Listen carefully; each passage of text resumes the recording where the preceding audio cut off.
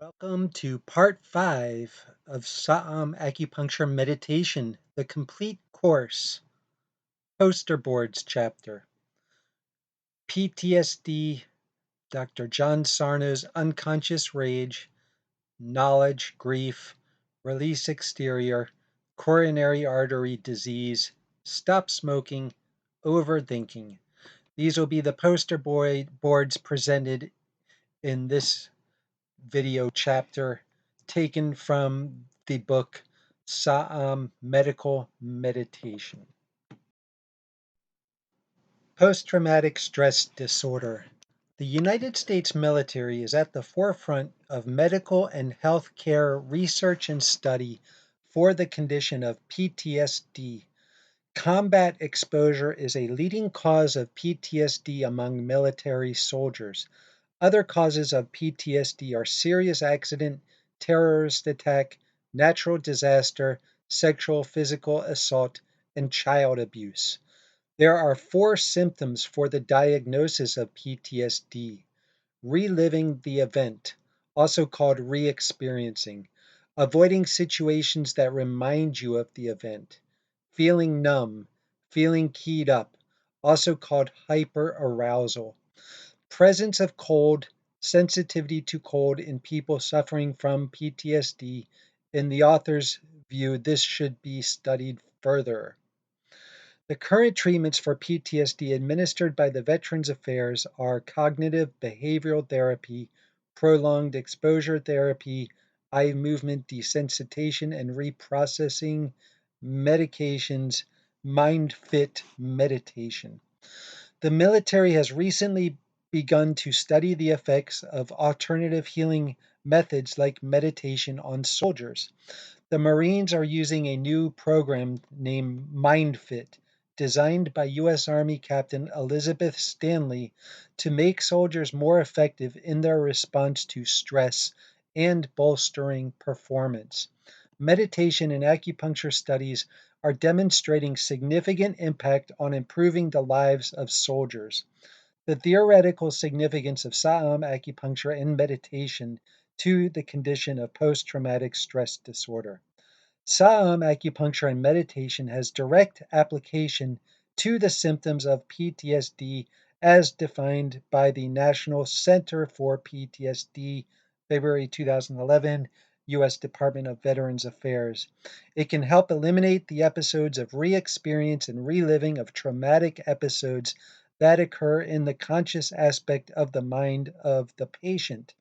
Saam acupuncture will also ease the symptoms of hyperarousal and feelings of being keyed up. It will also improve the quality of sleep and dreams of PTSD sufferers.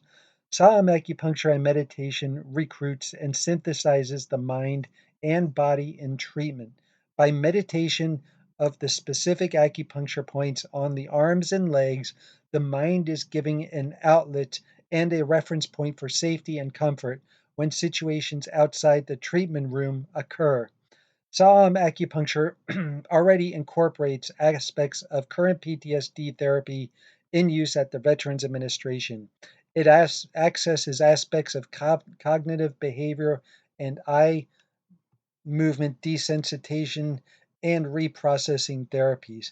It also incorporates similar techniques to the MindFit program.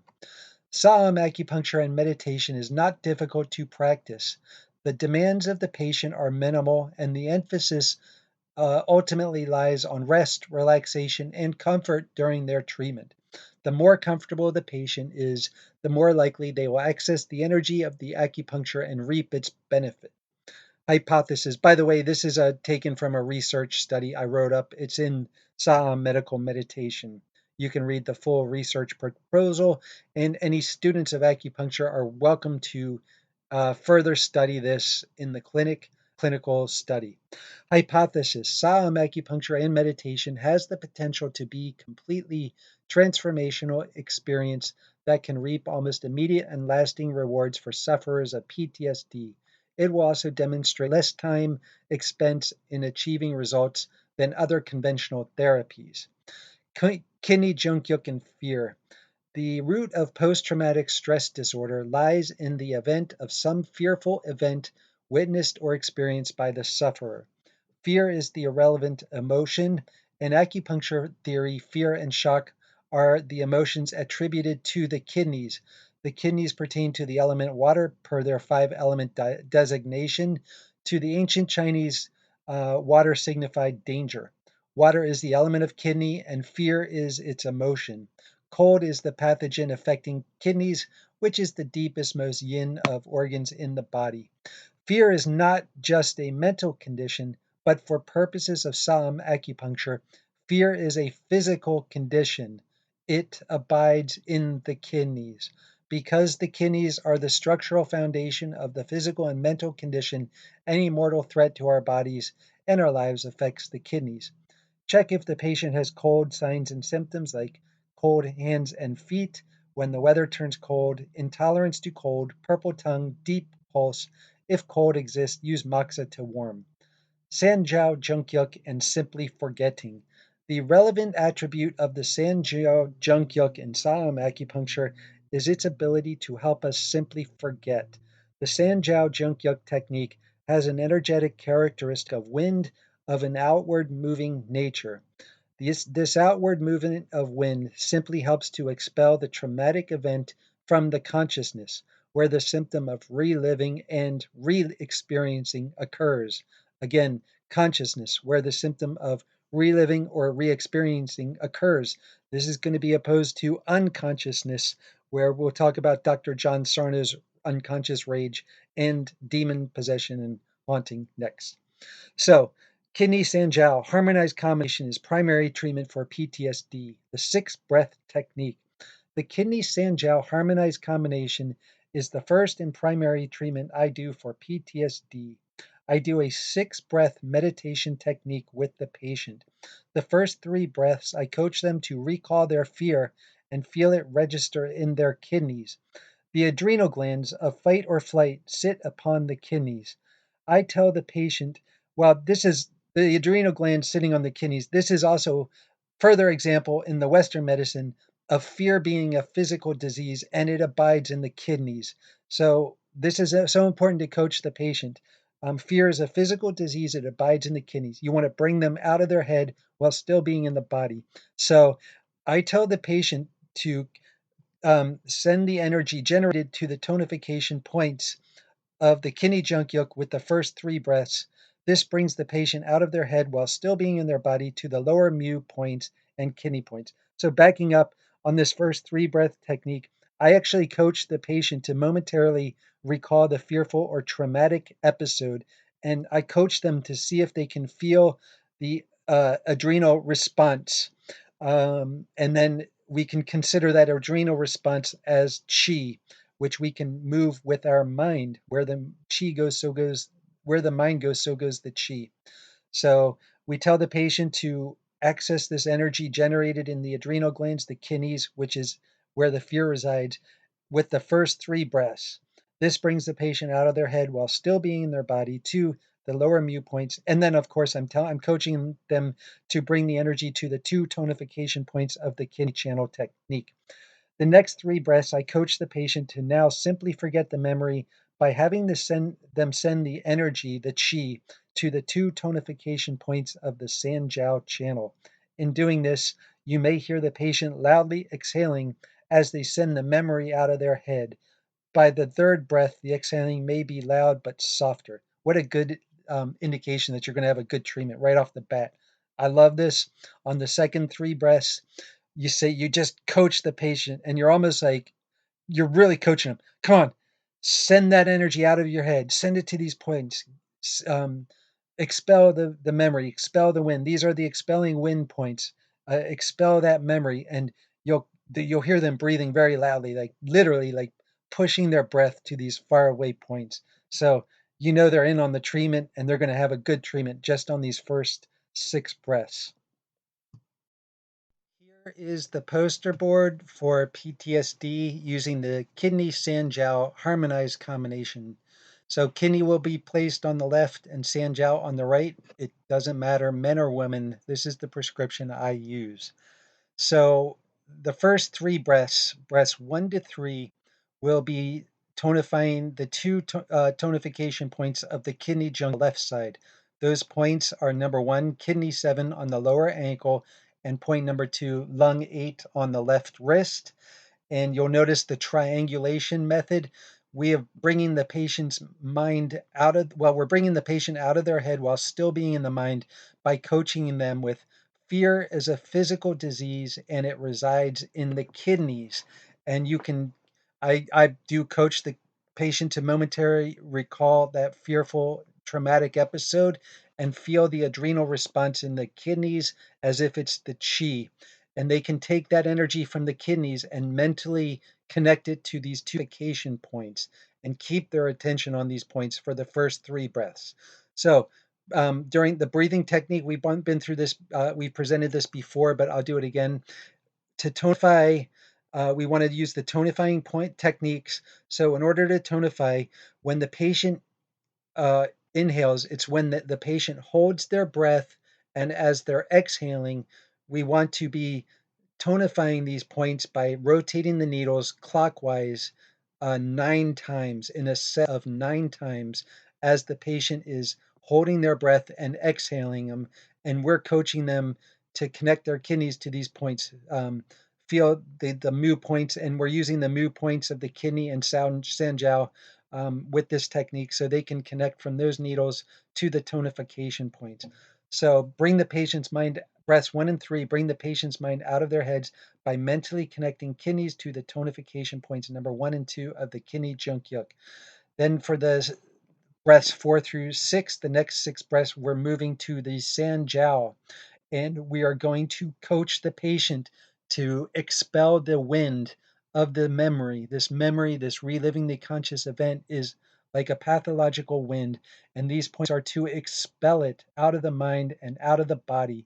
And we're going to coach them to send that energy that was generated now to the two tonification points of the Sanjiao Jungguk, which are point number 1 on the right back of the wrist, Sanjiao number 3, and then point number 2, which is gallbladder 41. So for the next 3 breaths, again, it's as the patient holds their breath and exhales, we're going to be stimulating those 2 points, rotating them clockwise in sets of 9 times. So breaths 4 through 6, expel the memory of PTSD using the Sanjiao's energetic function of expelling wind for simply forgetting. Honestly, that's how the patient's going to overcome PTSD. They just got to simply forget. So when the patient's doing this, look for that forceful, loud breathing of the patient. And you can coach them. You can encourage on, you know, sending that memory out. Like just push everything down to these points.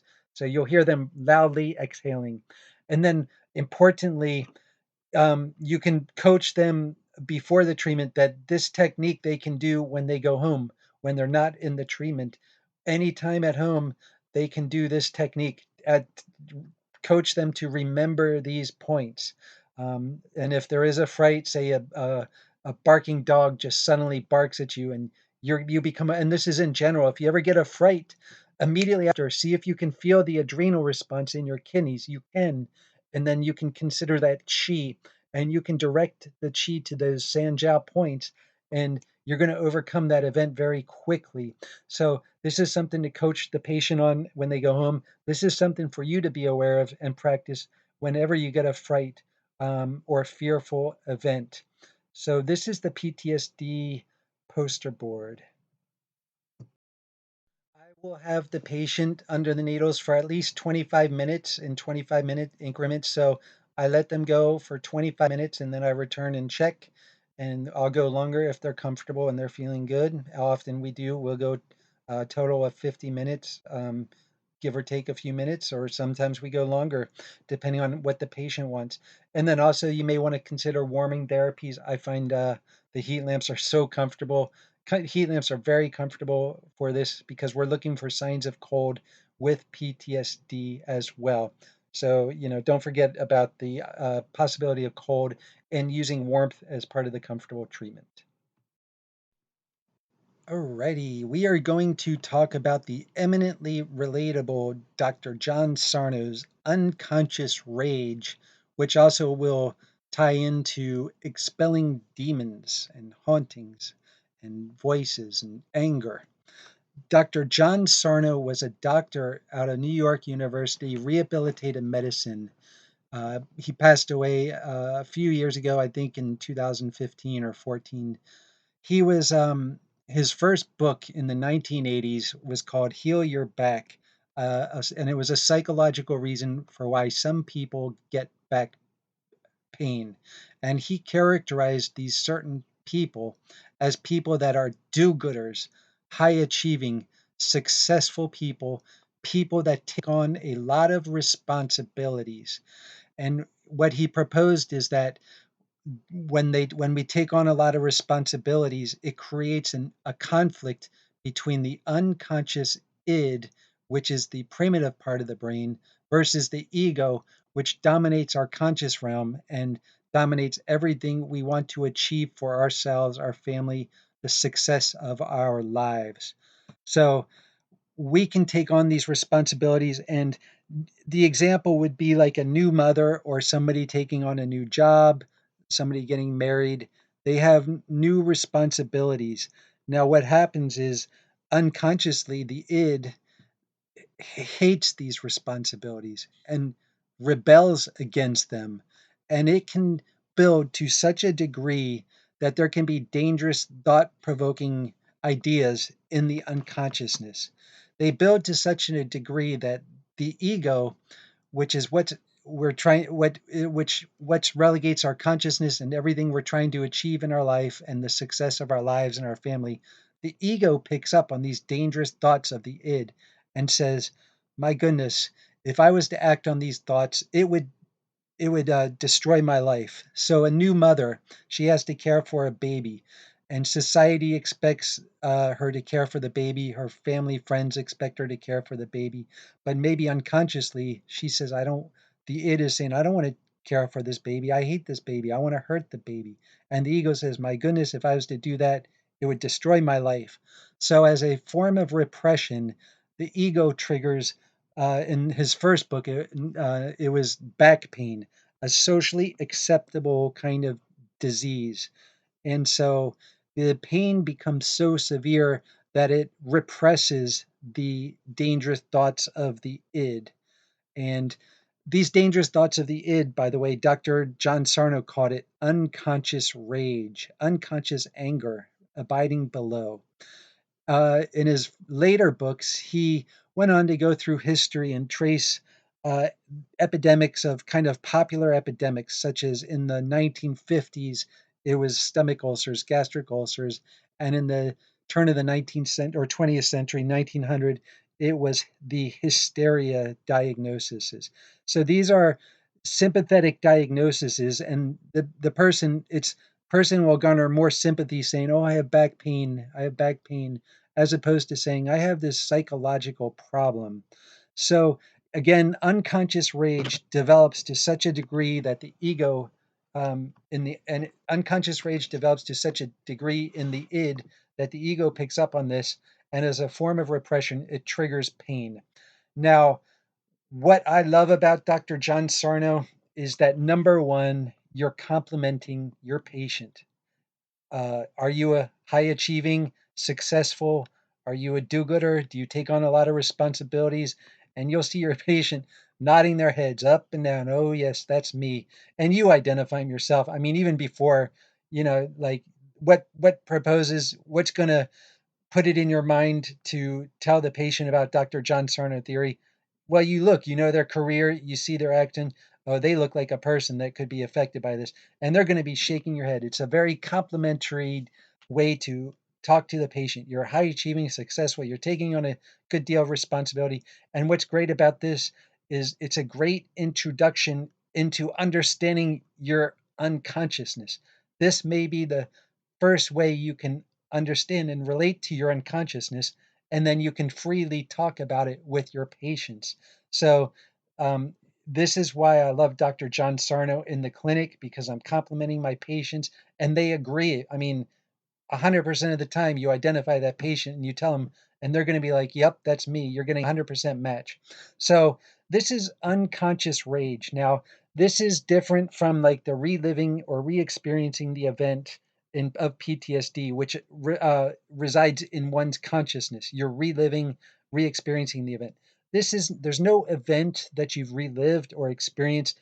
These are dangerous thoughts. And so we do want to prevent the thought from becoming reality. And that's why we use this heart gallbladder B plus technique. So the gallbladder and the Sanjiao, like in Sanjiao with the PTSD, it was to expel wind in the unconsciousness. Well, the gallbladder and Sanjiao share the same Xiao Yang channel, and they have the same Xiao Yang energetic of expelling wind. So with the gallbladder, we are expelling this wind from the unconsciousness.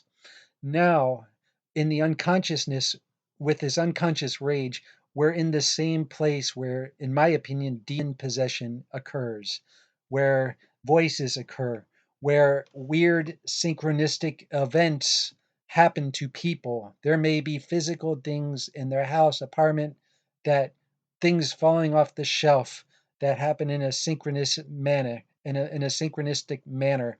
There could be spiritual, and there may be people that are spiritually attuned in a good way, but there may be people spiritually attuned in a very negative, bad way with demon possession. And so we don't want to be in this place. And I call it the Xiao Yang realm. I call it Xiao Yang realm, um, where it's just kind of a chaotic world. And I think for the health, we want to be out of that. And so we utilize the gallbladder energetic expel wind energetic of the gallbladder to expel this out of the unconsciousness. Now, what's interesting is, like this this is relatable. This is why people, like, if there's a murder, the first person to be suspected is the husband or the wife. These unconscious rage occurs in intractable family situations, stressful, intractable family situations. I think that's more than anything. So whether it's at the office or whether it's a young person abused by a parent or a spousal relationship, these are intractable family stress relationships that can generate unconscious rage. Um, and so we also utilize the heart. Now, being in kind of relationships, what's great about this is it's a heart gallbladder channel junkyuk harmonized combination. And heart pertains to relationships and love. So there may be elements of love and anger kind of mixed together.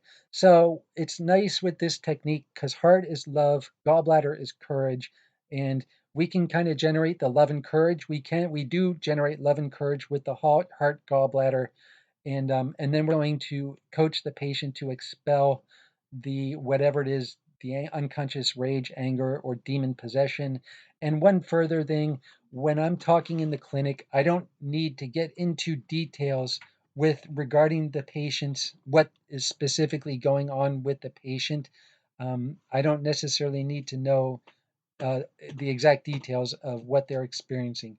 We can tell them this technique, they can acknowledge it, and then we can say, okay, whatever it is, you can think of it, and we're going to do a 6 breath technique like we did with the PTSD, and we're going to have the patient acknowledge that unconsciousness, and then we're going to have them the same way coach them to bring that to the gallbladder B plus points. In this case, the gallbladder B plus points are what the patient is going to focus on during their treatment. And this is to expel wind of the unconsciousness. So here is the poster boards for that.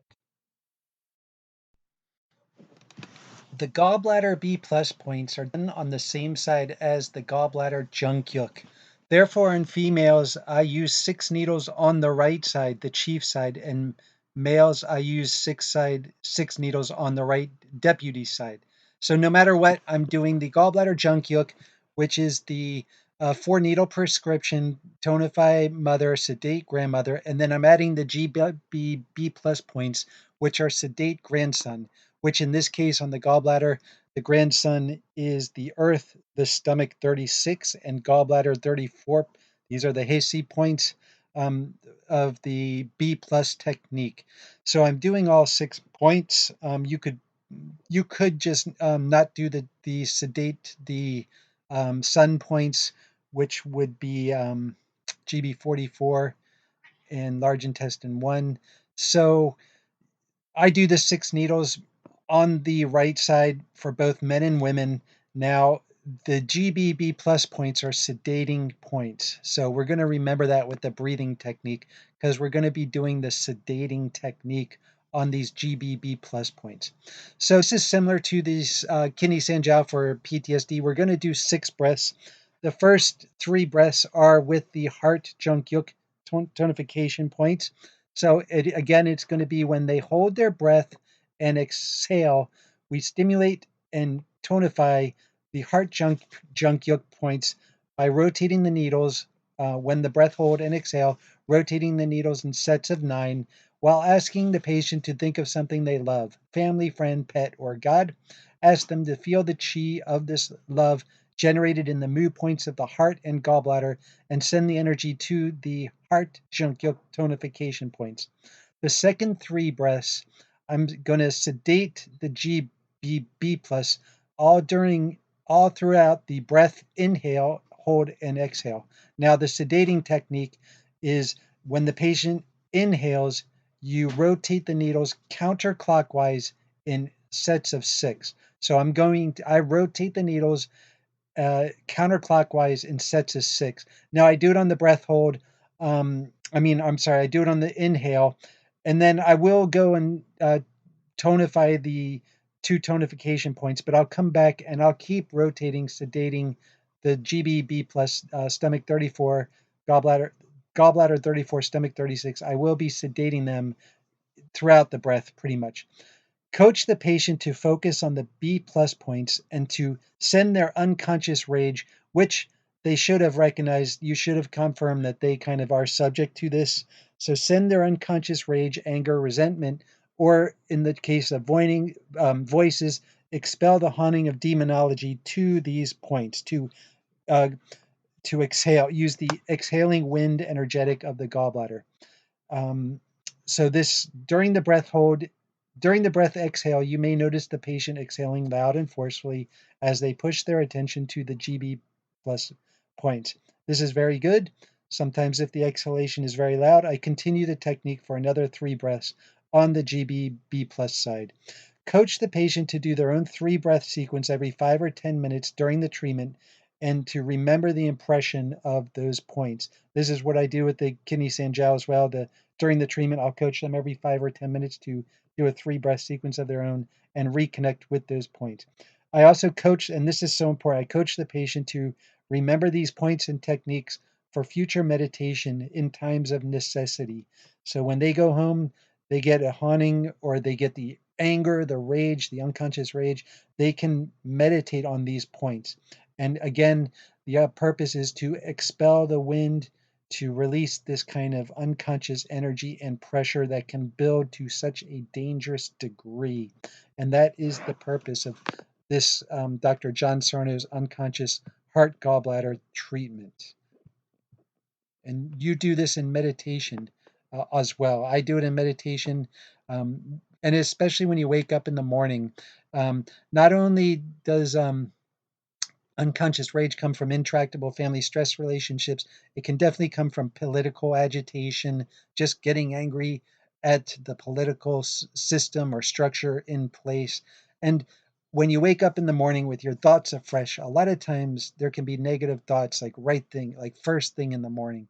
So that would be a great time to do the GBB plus technique. Remember, the heart is to conjure love and the gallbladder courage, but to also expel these dangerous, angry thoughts of the unconsciousness. All right, this one is especially for all you meditators out there, or if you want to coach your patient on this one, this is a great visualization meditation to do, and it is regarding knowledge using the pericardium stomach Jungguk. So remember the energetic aspect of the pericardium is inward movement of wind. This is a joy yin characteristic shared by the liver. So pericardium, inward moving energetic of wind, and this corresponds to knowledge. The third level of human needs associated with the pericardium is knowledge, the accumulation of knowledge, and the performance in the teaching of knowledge.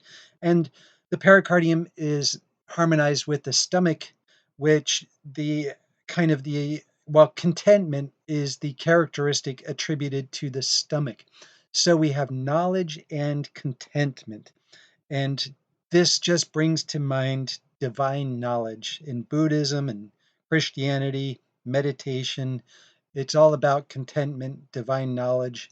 Um, so I love this visualization.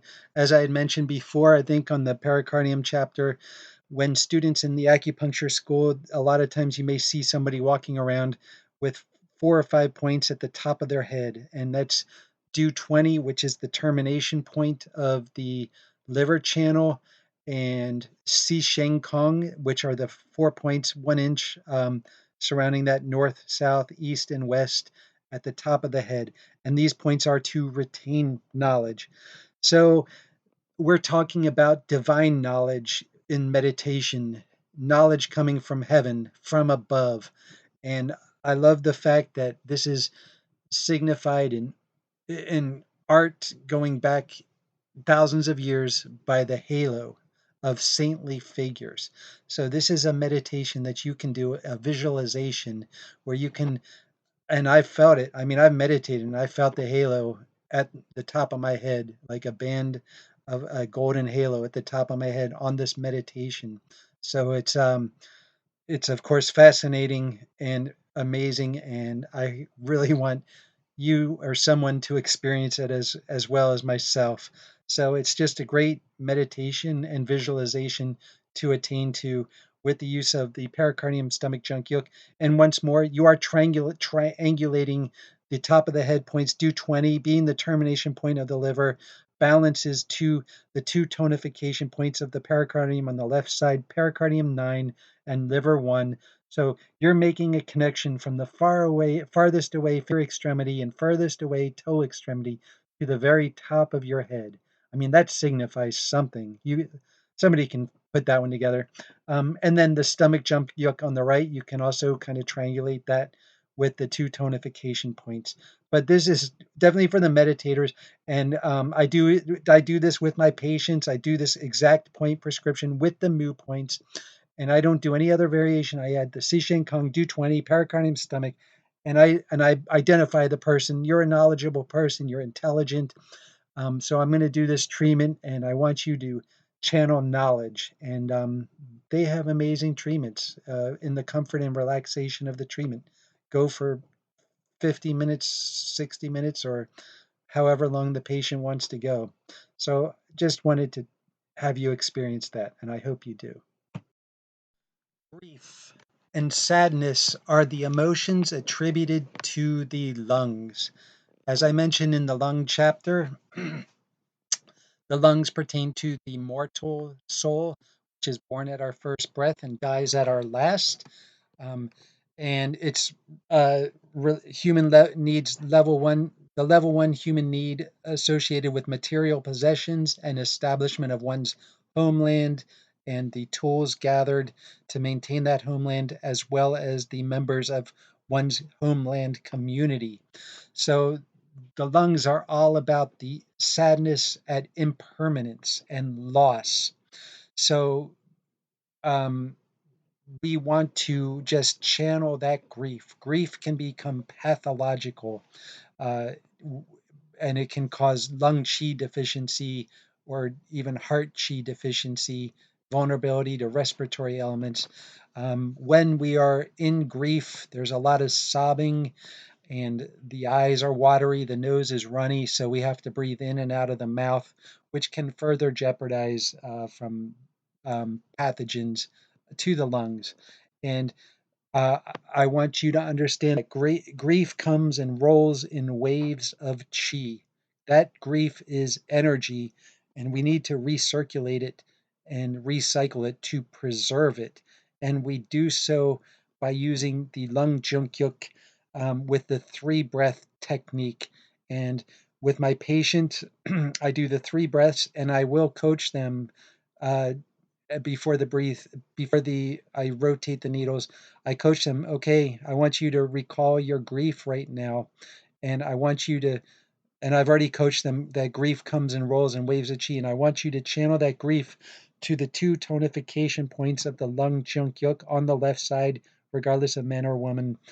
So the lung point 9 is point 1 is lung 9 on the left wrist, and spleen 3 on the left foot.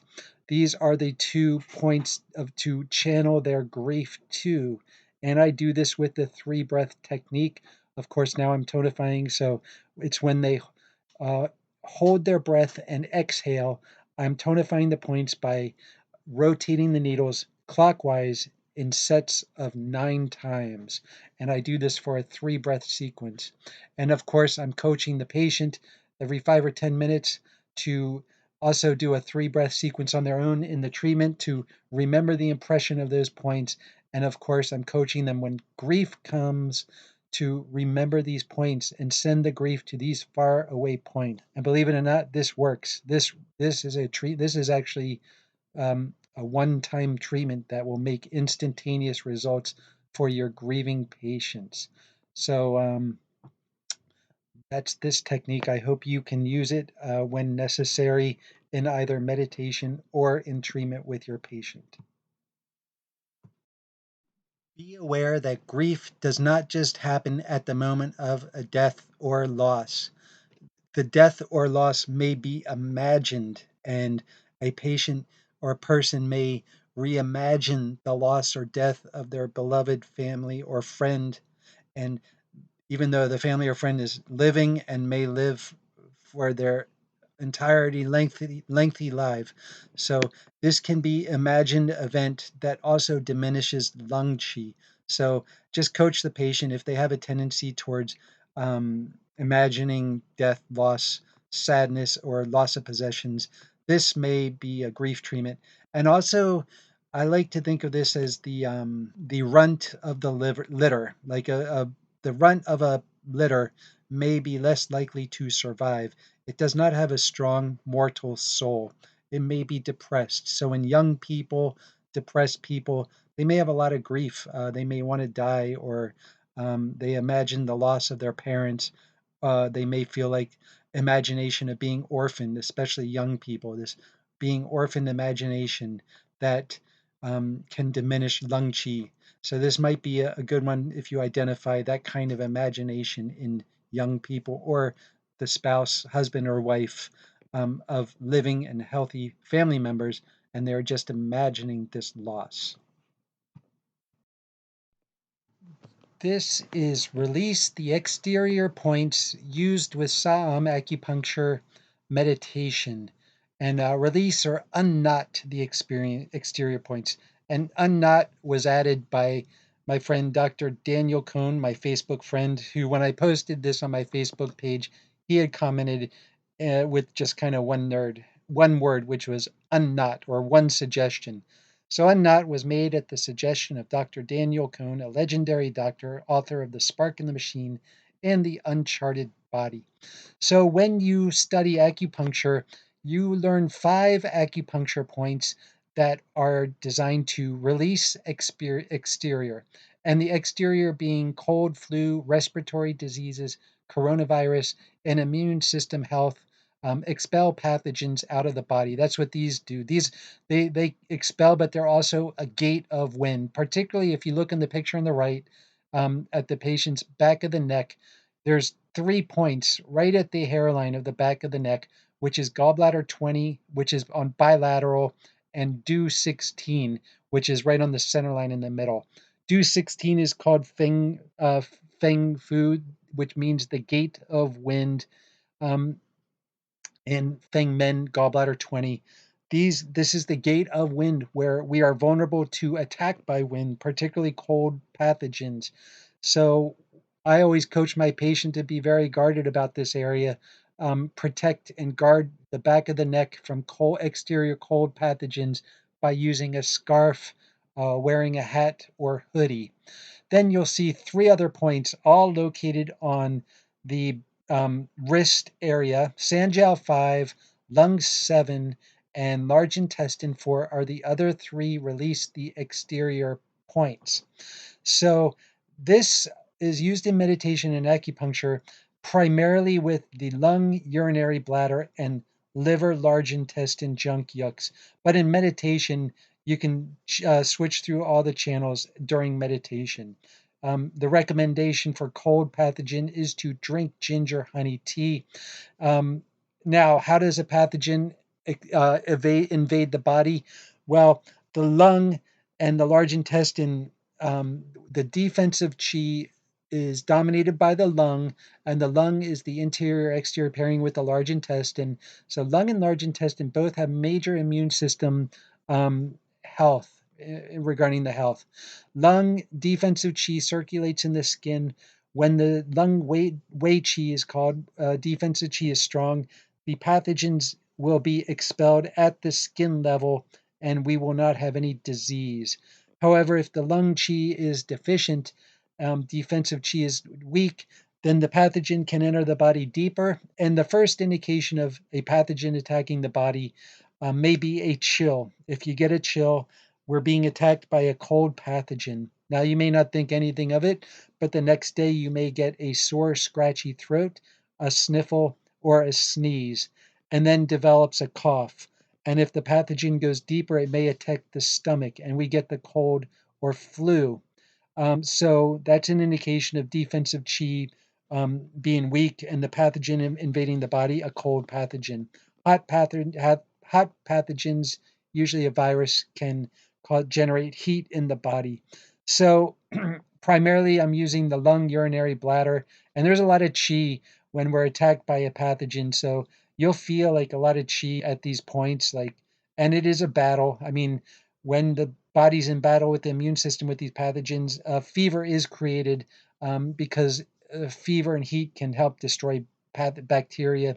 Things get complicated if it's a gallbladder, a Xiao Yang syndrome, where there's both chills and fever, which indicates both cold and hot, but also both exterior and interior related diseases.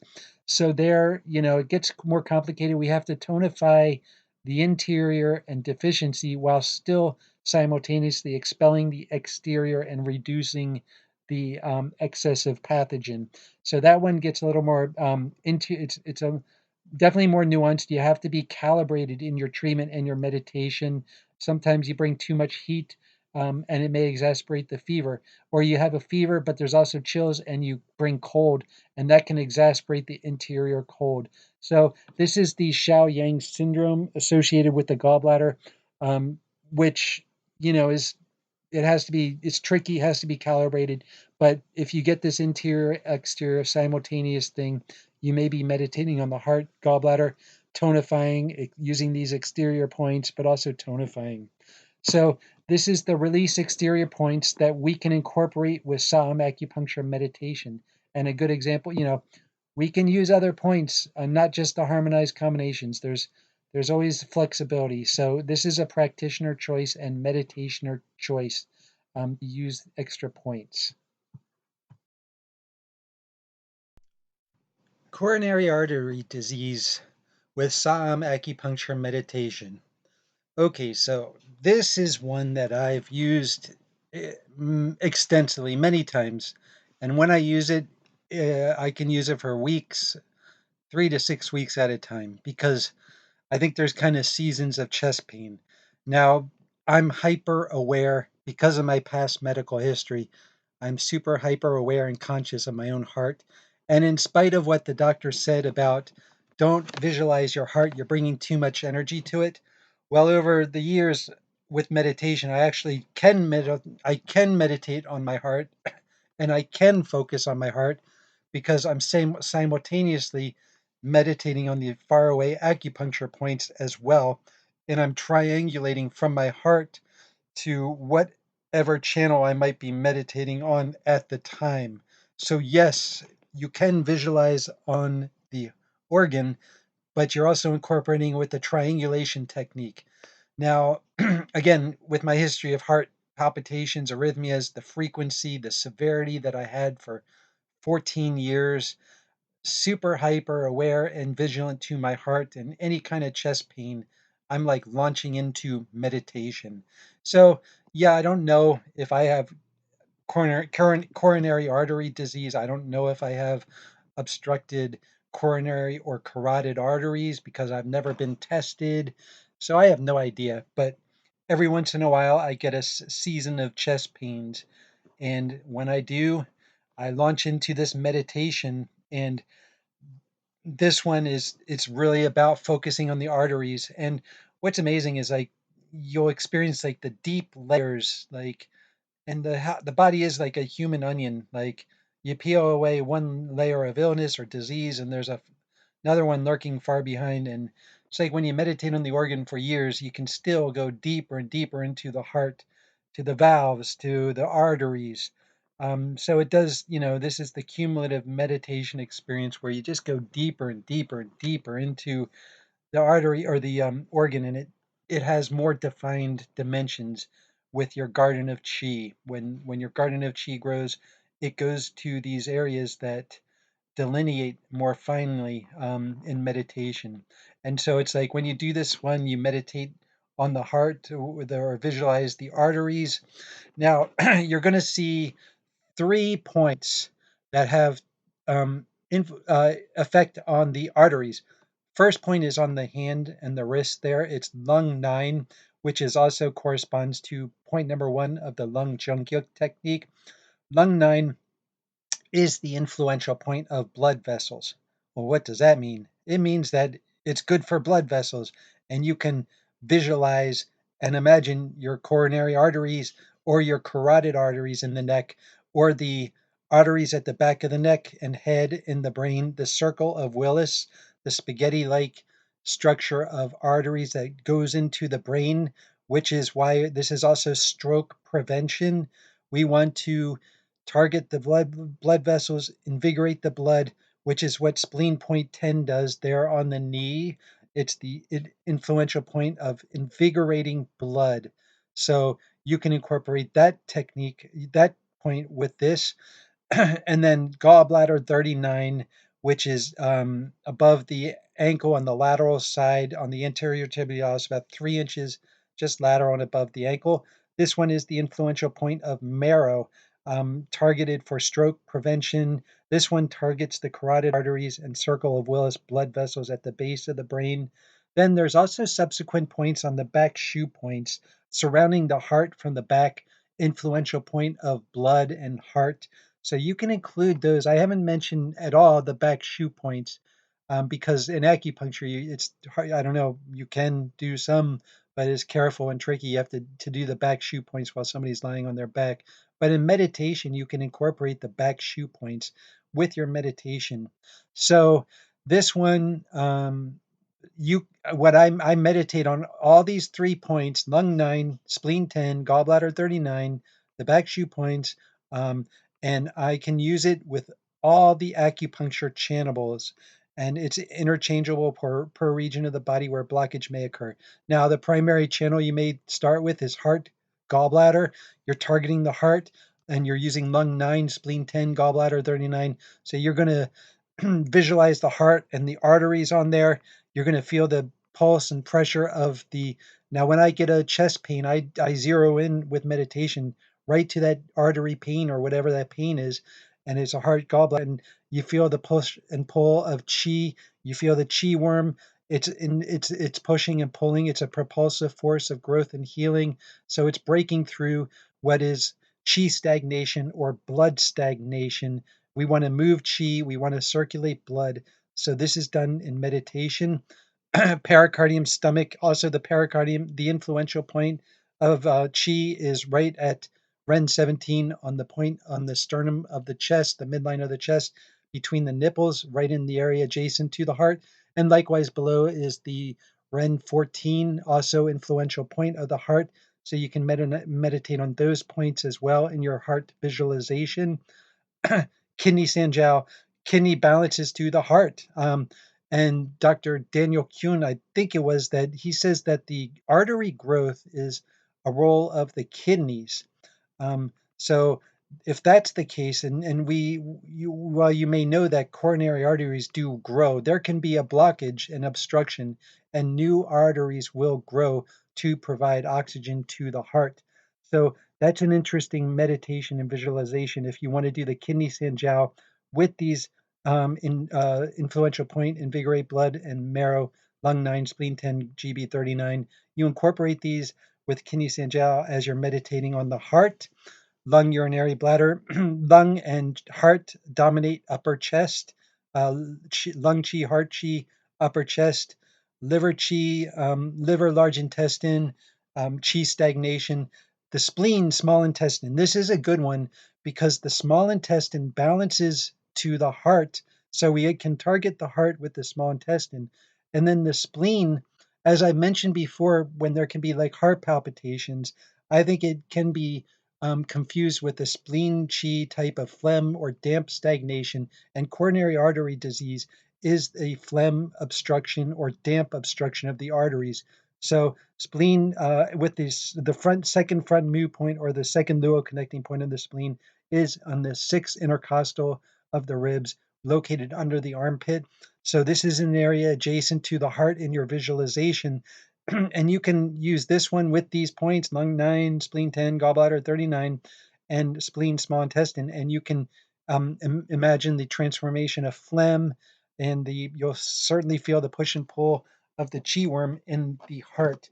So this one again, seasons of chest pain, which you may spend weeks on meditation of this, and the chest pain comes and goes. And well, for me, out of sight, out of mind, and I'm pretty active nowadays. I mean, in spite of my health history, I'm in really good health, low blood pressure.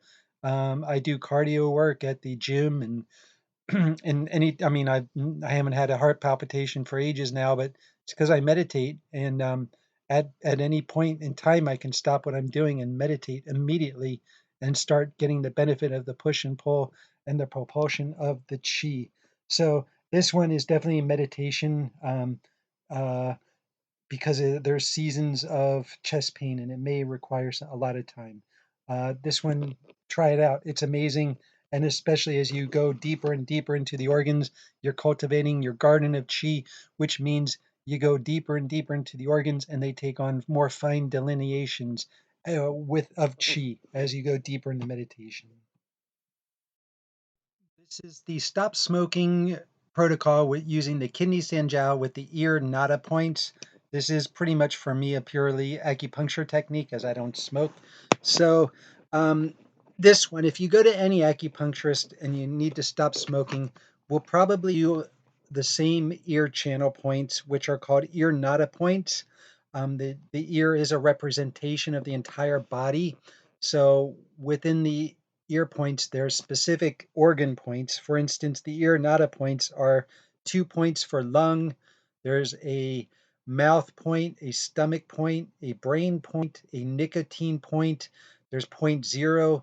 There's shen men, and then there's sympathetic point, which are to calm the spirit. So that's the ear needle point prescription, which we do bilaterally. And then my technique on that one is before I start the meditation with the kidney and the triangulation, I stimulate the needles in the ear. I spin all those needles for about a minute on each side. Doing so may change the taste of the cigarette for the patient. Now I expect patients to quit after just that one treatment, that first treatment. And patients that have demonstrated that they've quit in past get the best results, get about 50% success rate, I estimate, on the stop smoking protocol. So the ear nada points are done bilaterally, and then after I've stimulated them, then I balance them with the breathing meditation, where I have them do the 3 breath technique, and with the instructions that we're coaching them to breathe and absorb, the kidneys absorb or descend the oxygen from the lungs.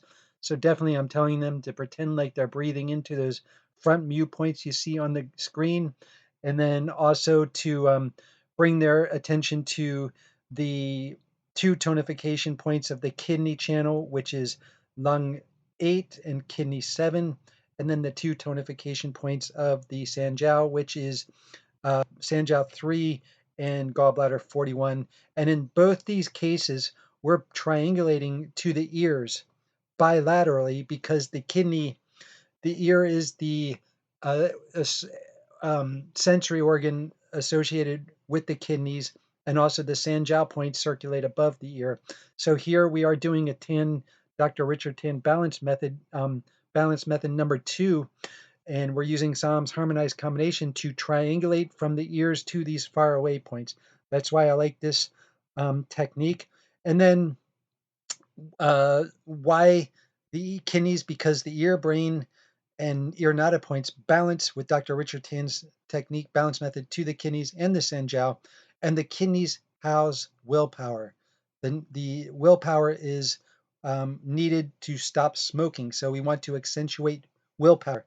So this treatment's done to promote relaxation during treatment. Above all else, we do it with the 3 breath technique on their when the patient holds their breath and exhale. I'm rotating the tonifying points in a clockwise direction in sets and sequences of 9 times during the inhale and during the breath hold and exhale. So 3 breath sequence on that, and then let the patient go for 25, 50, 60 minutes and expect them to stop smoking after just 1 treatment. Overthinking. This one is like a gift from the universe. Who has not been affected by overthinking, especially when you're lying in bed at night and you've had a busy day and your thoughts are spinning and spinning and you just can't sleep? So, this is a great technique. It's a double triangulation technique using Dr. Tan's balance method, and it's using the spleen, small intestine, Jungguk, the spleen on the left, the small intestine on the right. Now, remember the points on the headache chapter with the small intestine / Sanjiao area above the ears, which does correspond to points Sanjiao 16, 17, 18, 19, 20. So with balance method number 2, the spleen balances to both or either the small intestine or Sanjiao because it's balance method number 2 and 4. So we can balance the left side spleen Jungguk to bilaterally to both those areas on the ear. Now, at the same time, on the right side, the small intestine, you can balance to urinary bladder points on the left side only, not the right side, just the left side only. And you can balance them to actually urinary bladder points 7 and 8, 6, 7, or 8 in that general area. So these points are targeting the head where our overthinking occurs. And I use it on my patients, and their minds go blank. And ever since I've been using this, I don't know, well, life changes, but I can certainly control my overthinking episodes. So I hope this one is like a gift.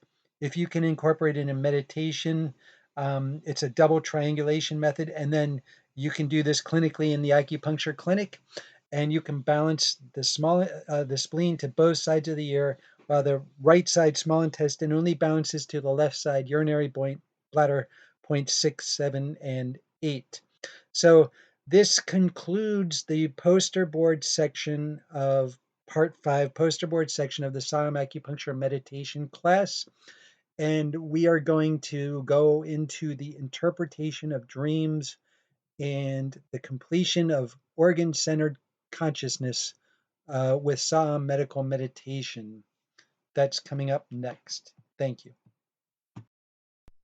Part 6, the interpretation of dreams.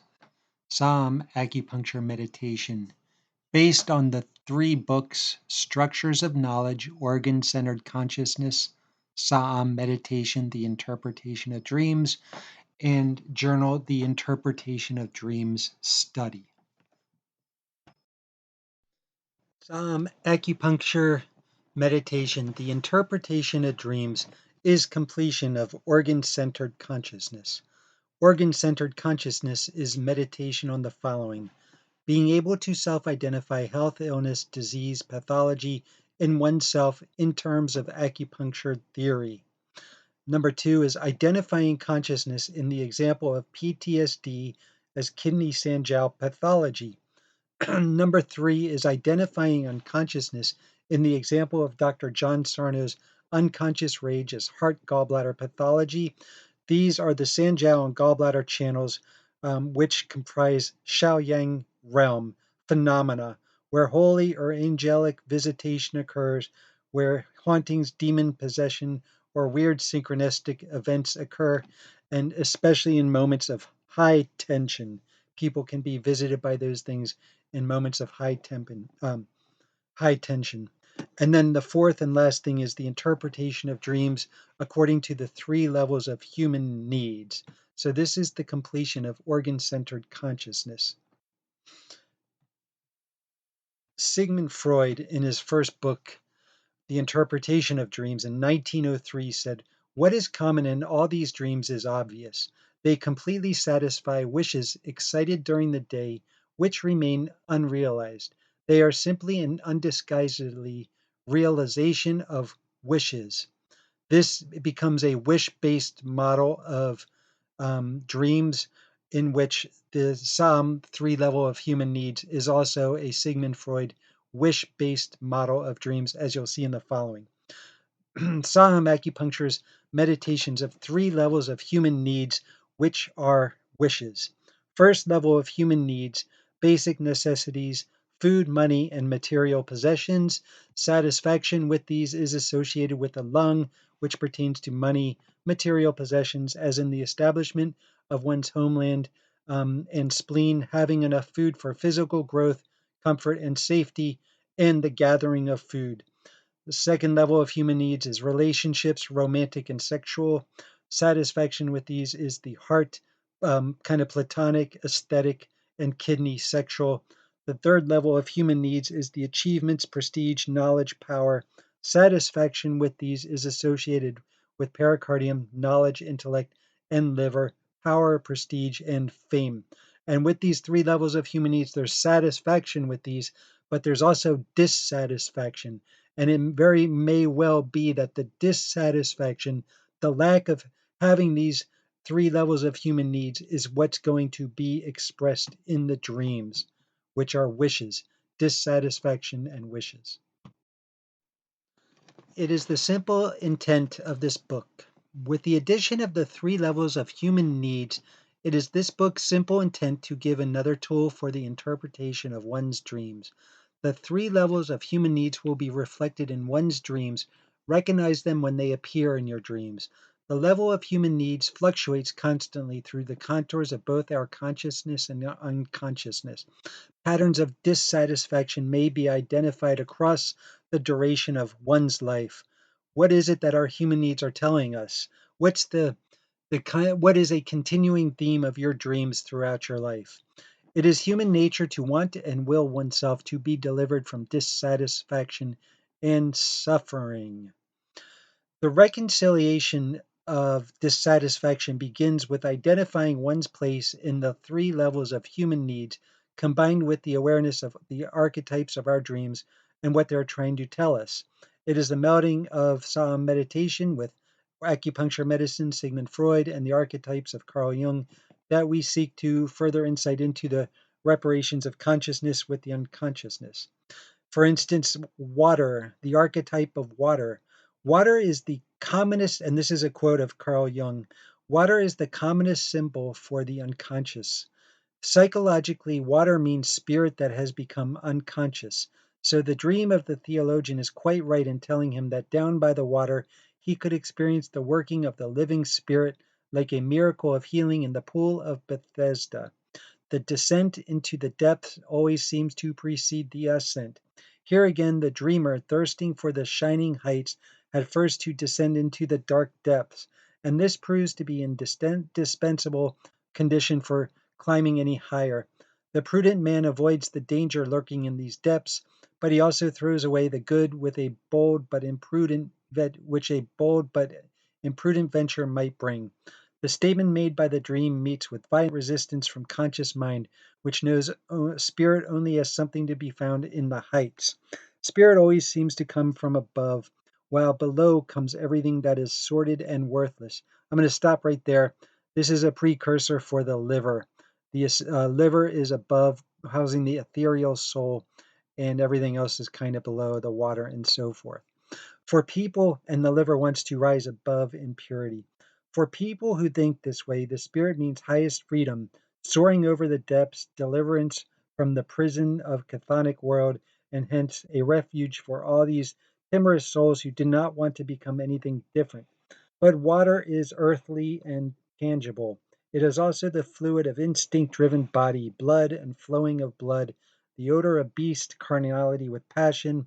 The unconscious is the psyche that reaches down from the daylight of mentality and more lucidly consciousness into the nervous system that has forever been known as sympathetic.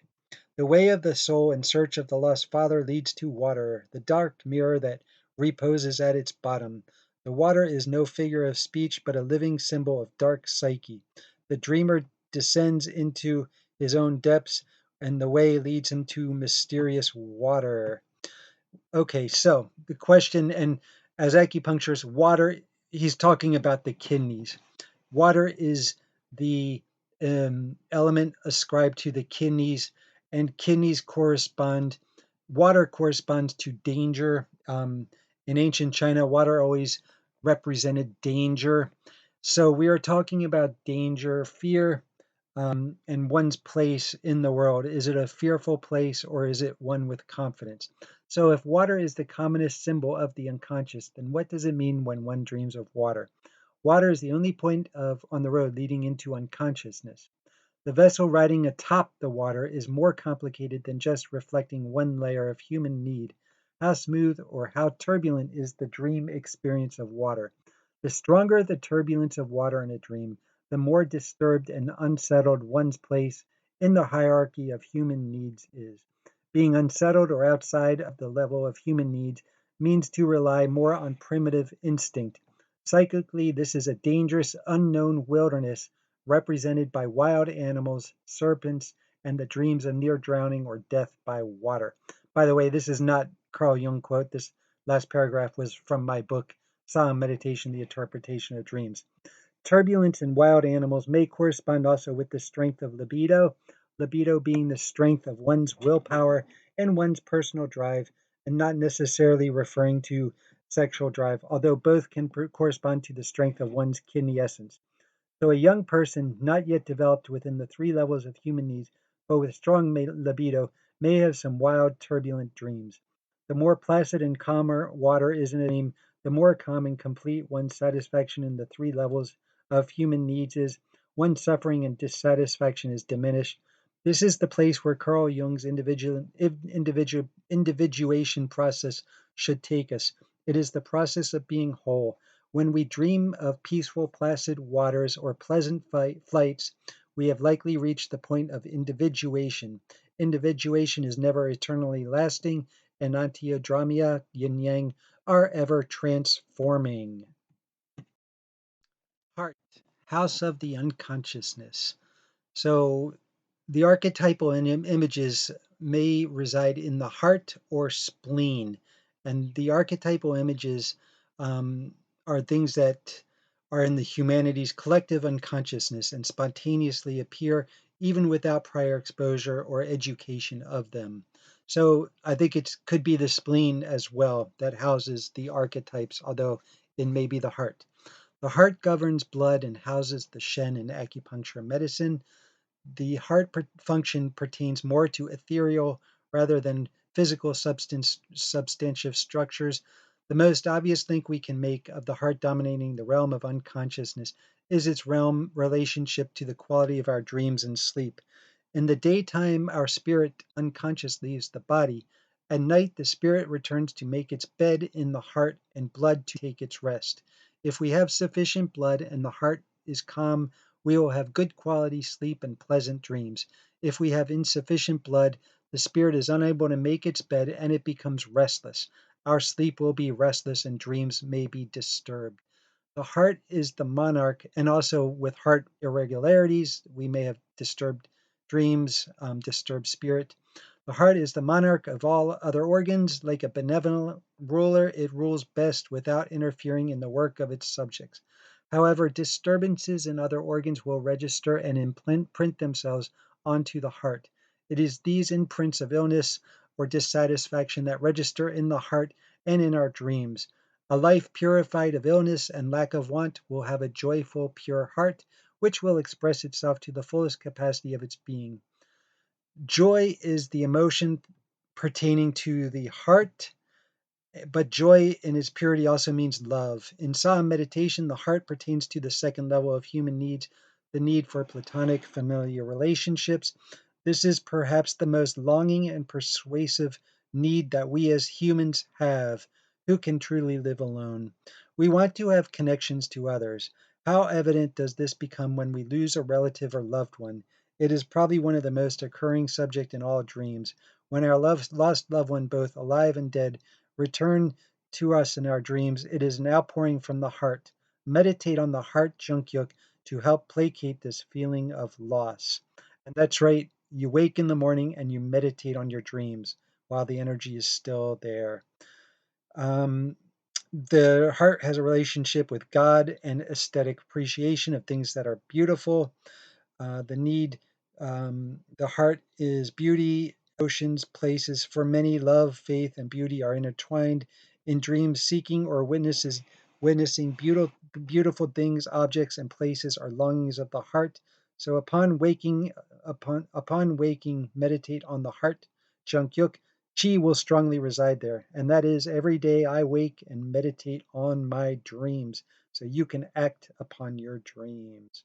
Conversely, if there's much ugliness, language, action, place in a dream, the heart is deficient, although it can be from the influence of other organs upon the heart. The spleen germinating. Jung's earliest remembered dream at an age of 3 or 4 was one he kept secret till his mid-60s. The luminously tinged dream was situated in a meadow not far from his parents' home. In the dream, I was in the meadow. Suddenly, I discovered a dark, rectangular, stone-lined hole in the ground. I ran forward curiously and peered down into it. Then I saw a stone stairway leading down. Hesitantly and fearfully, I descended. At the bottom was a doorway with a round arch, closed off by a green curtain. On this platform stood a wonderfully rich golden throne. I am not certain, but perhaps a red cushion lay on the seat. It was a magnificent throne, a real king's throne in a fairy tale. Something was standing on it which I thought at first was a tree trunk, 12 to 15 feet high and about 1.5 to 2 feet thick. It was a huge thing, reaching almost to the ceiling, but it was of a curious composition. It was made of skin and naked flesh. On top, there was something like a rounded head with no face or hair. On the very top of the head was a single eye, gazing motionlessly upward. Above the head, however, was an aura of brightness. The thing did not move, yet I had a feeling that it might at any moment crawl off the throne like a worm and creep towards me. I was paralyzed with terror. At that moment, I heard from outside and above me my mother's voice. She called out, "Yes, just look at him. That is a man-eater." That intensified my terror still more, and I awoke sweating and scared to death.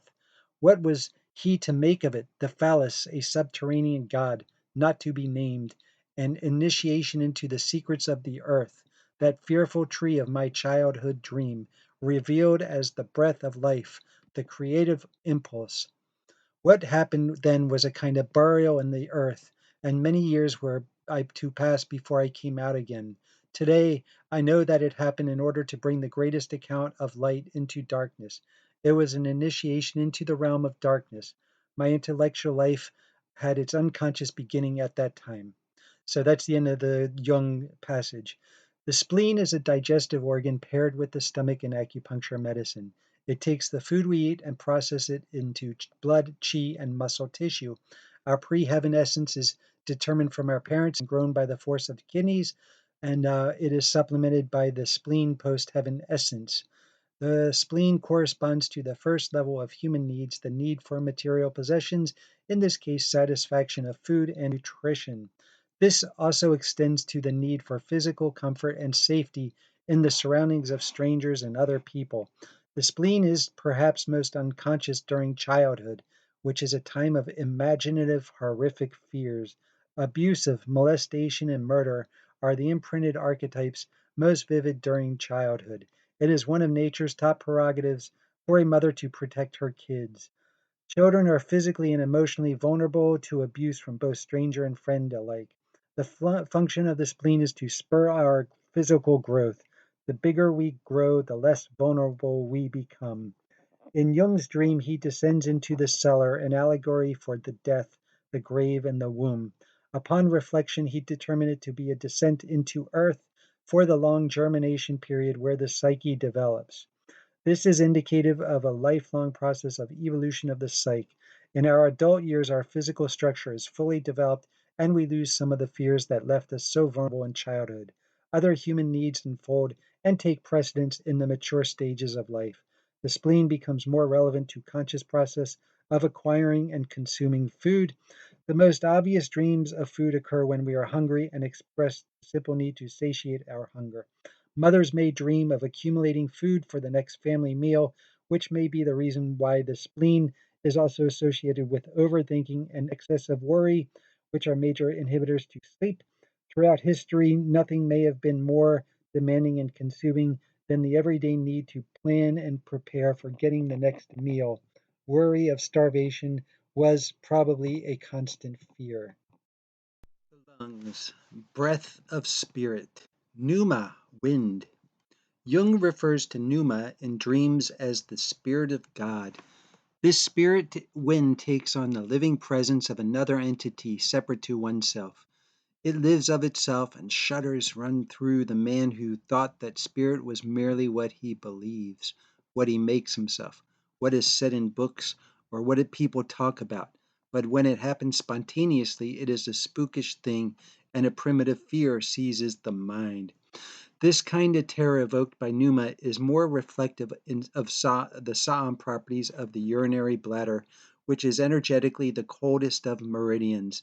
The urinary bladder acts as a sentry or soldier on patrol who is alerted to the utmost at the mere and impending danger. Along the urinary bladder meridian at the back of the neck, hair stands on end like goose flesh when we are scared. If the urinary bladder is the sentry, then it guards to protect the lungs. The paired yin organ to the urinary bladder is the lung, associated with the element of metal and emotion of sadness.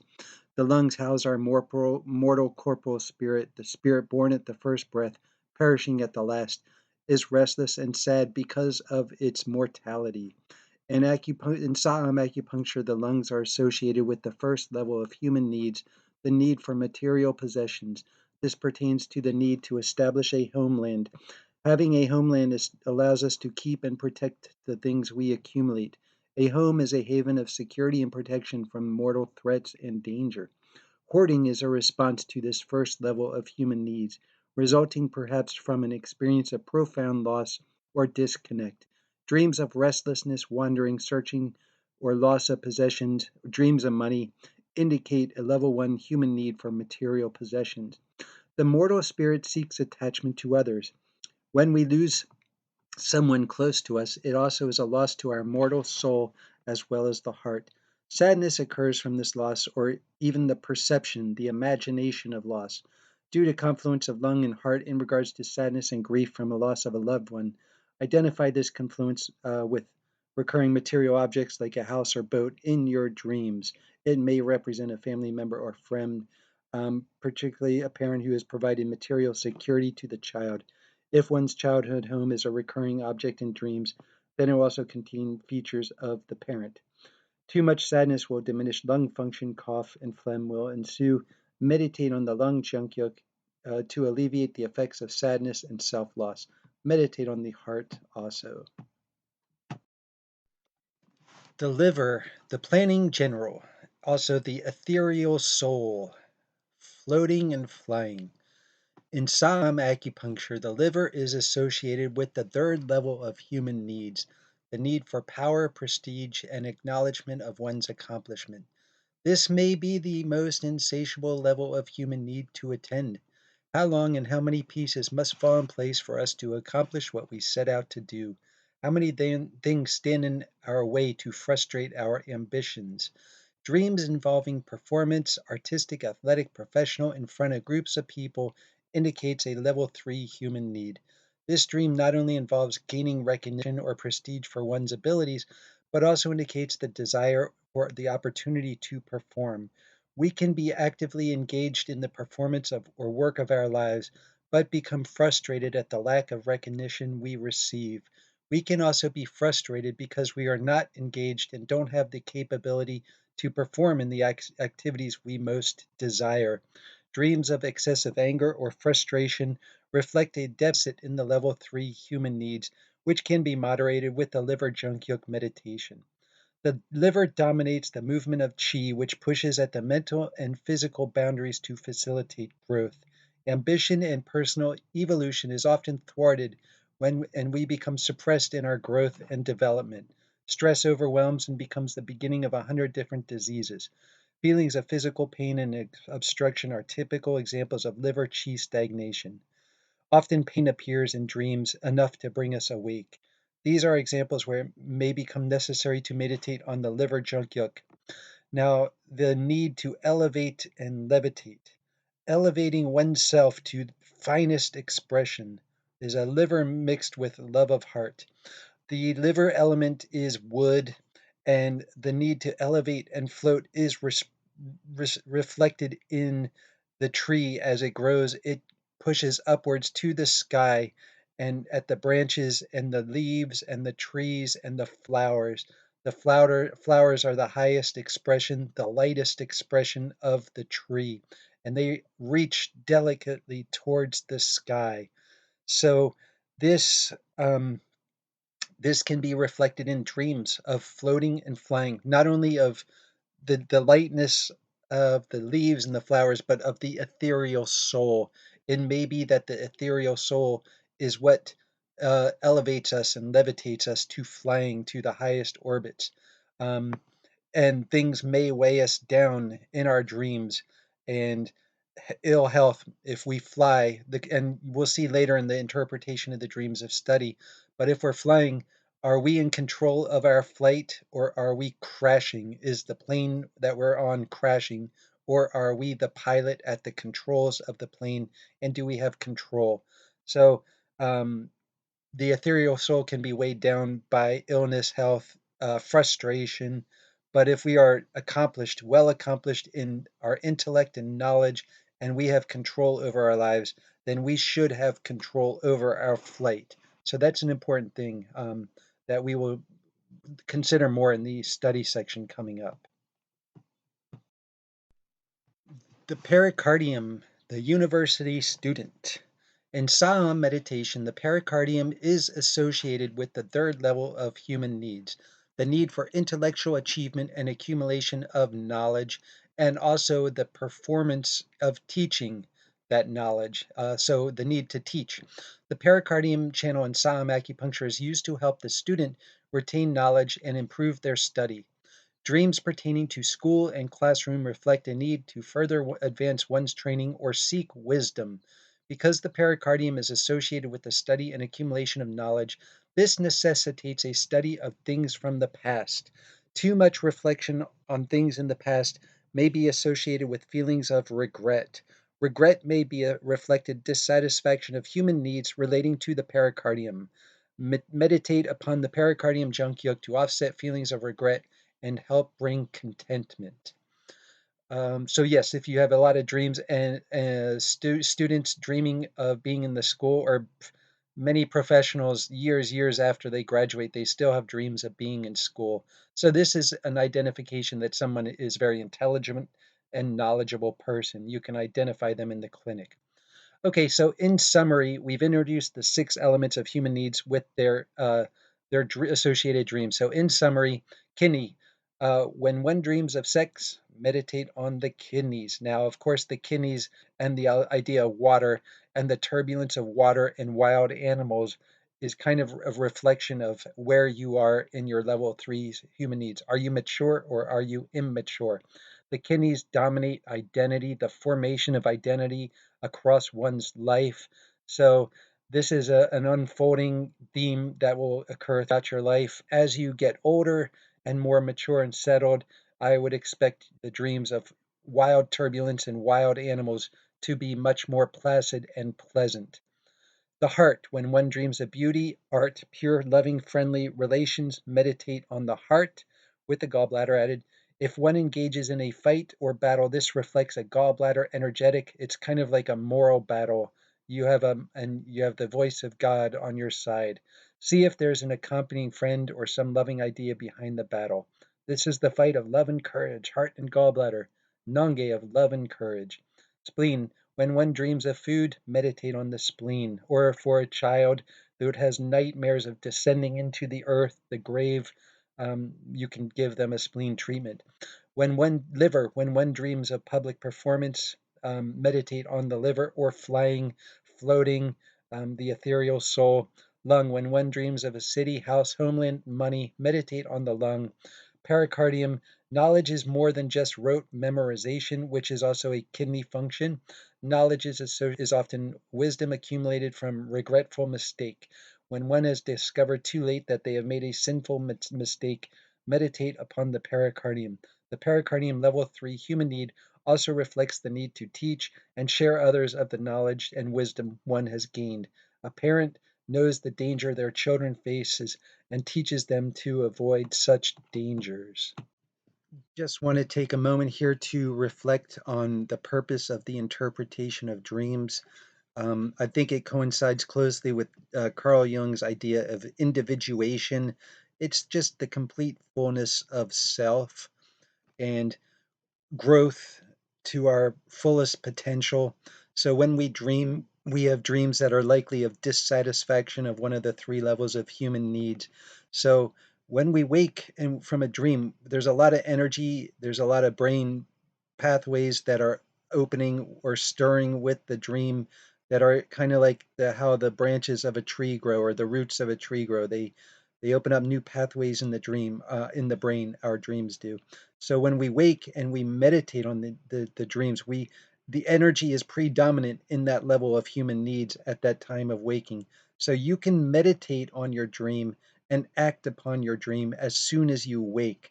And this will help continue the growth to ultimate satisfaction and fullness of self, the idea of individuation. So when you wake in the morning, you interpret your dream, and then you can act on your dream and meditate on your dream. And then you'll pleasant life equals pleasant dreams, or pleasant dreams equals pleasant life. You will become fulfilled um, through this exercise. Below is perhaps the most famous case study in history. Dora, Freud's pseudonym given to Ida, was 18 years old when she consulted with Freud. Initial complaint was aphonia, loss of voice. From later in the study, we learned the patient also presented with a cough that must have been of a persistent nature.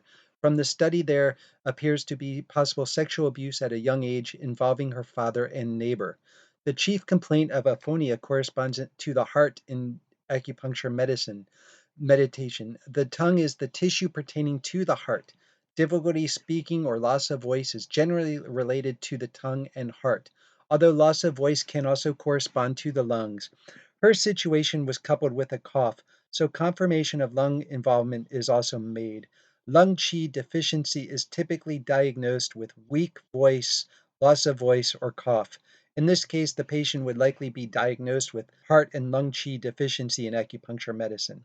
Other alternative diagnoses to consider would be excessive heart fire, but it seems unlikely unless her hysteria was manifest with loud vocal sounds and evidence of heat and agitation. In the two dreams of Dora, there are two levels of human needs represented. Level 1, human need for material possession and establishment of homeland, corresponding to the lungs. Level 2, need for human relationships, in this case, both familial, corresponding to the heart, and possible sexual involvement, kidneys. In Dora's first dream, her house is on fire. Her father is trying to rescue her, but there is also the need of her mom to save a jewel box. In Dora's second dream, the patient is frustrated in her attempt to return home via a train. These aspects of the dream indicate a turbulence and uncertainty of establishment of her homeland and protection of belongings. This represents dissatisfaction or uncertainty in level 1 human need, which corresponds to the lungs. It is also a reflection of her mortal soul, Anima's mother seeking attachment to the jewel box and father seeking attachment to her. The other major character in the dreams is Dora's relationship to her parents. Her parents were in a loveless marriage.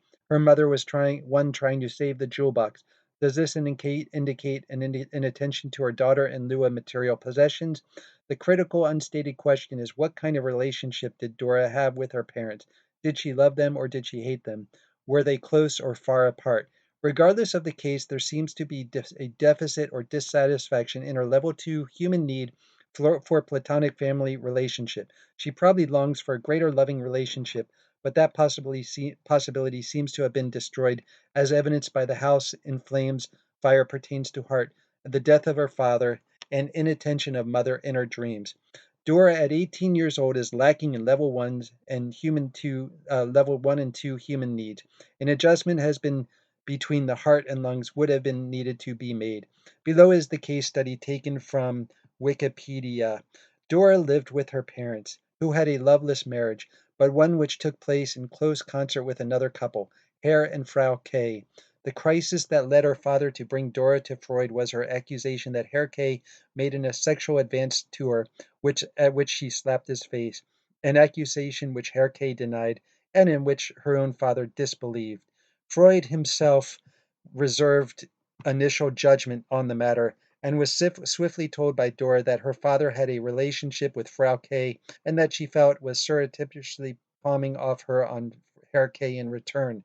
By initially accepting her reading of events, Freud was able to remove her cough symptom, but by pressing her to accept her own implication in the complex of the interfamily drama and attraction to Herr K, um, alienated his patient and abruptly finished the treatment after 11 weeks, producing, Freud reported bitterly, a therapeutic failure. Freud initially thought of calling the case Dreams and Hysteria, and it was a contribution to dream analysis, a pendant to his interpretation of dreams, that Freud saw the rationale for publishing the fragmentary analysis. Ida recounted two dreams to Freud. In the first, house on fire, father standing beside bed, wake up, dress quickly. Mother wanted to stop and save her jewel case, but father said, I refuse to let myself and my two children be burnt for the sake of your jewel case. We hurried downstairs. As soon as I was outside, I woke up. The second dream is substantially longer. I was walking about in a town which I did not know. I saw streets and squares which were strange to me. Then I came into a house where I lived, went to my room, and found a letter from my mother lying there. She wrote saying that as I had left home without my parents' knowledge, and she had not wished to write me to say father was ill. Now he is dead, and if you like, you can come. I then went to the station and asked about 100 times, where is the station? I always got the answer, 5 minutes. I then saw a thick wood before me, which I went into, and there asked a man whom I met. He said to me, 2.5 hours more. He offered to accompany, but I refused and went alone. I saw the station in front of me and could not reach it. At the same time, I had the unusual feeling of anxiety that one has in dreams when one cannot move forward. Then I was at home. I must have been traveling in the meantime, but I knew nothing about that. I walked into the porter's lodge and inquired for a flat. The maidservant opened the door and replied that mother and the others were already at the cemetery. Following are excerpts from a journal article I self published called Journal, The Interpretation of Dreams Study. This is the first episode 1, volume 1, part 1, where I do a comparative study with Maslow's hierarchy of human needs, which has a similarity to Saam Acupuncture's 3 levels of human needs. And then I go on to ask a set of survey questions surrounding the 5 element or the 3 levels of human needs and the 5 element.